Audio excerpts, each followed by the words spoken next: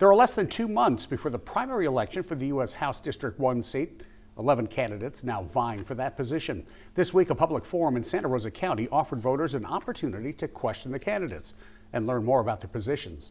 Now, a majority of the candidates attended, though concerns have been raised about their invitation to the event. That invite asked them to make a sizable donation to participate.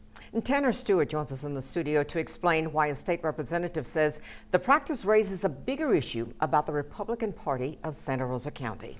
So Representative Alex Andrade says he's never heard of an event or a debate, a forum like this, asking candidates for a donation to participate in a community forum. We can confirm not all of the candidates made a donation. One of them says he disagreed with it but didn't feel pressured. This invitation for a voter engagement event was sent to all Republican candidates in the U.S. House special election. It was a recent forum held in Santa Rosa County. Now concerns have been raised about what's near the bottom of the invite. It reads, a minimum donation of $1,000 will be gratefully accepted from each serious candidate to participate. District 2 Representative Alex Andrade says this shouldn't be allowed, raising a red flag that the Santa Rosa GOP may have violated the law. It's not a common practice. It's inappropriate under state statute. Whether or not it applies to like federal candidates is a question, but like regardless of whether or not it does, it's still a shakedown of certain candidates for money. This Florida statute on campaign finance states no person shall pay money or give anything of value for the privilege of speaking at a political meeting. Andrade says he'll raise the issue to other state officials. I'm going to talk to the Republican Party of Florida. I think the biggest issue is you got this small group of fringy, kind of crazy, weird folks who are like holding themselves out as the party.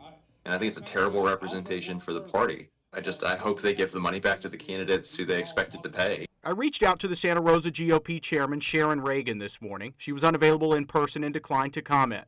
I also called or emailed every candidate that was seen in attendance. I heard back from a handful of them. Gene Valentino says he never felt pressured to donate and thought the event was great for voters. Dr. Joel Rudman declined to comment. Another candidate, Greg Merck, tells me over the phone there was no issue at the forum for those who didn't donate, though he doesn't agree with the principle of asking for money. I never felt pressured. I went there with the full understanding that I was not going to give a donation. Do you agree with asking candidates for that? Let me tell you this. I'll tell you how that. No, I don't.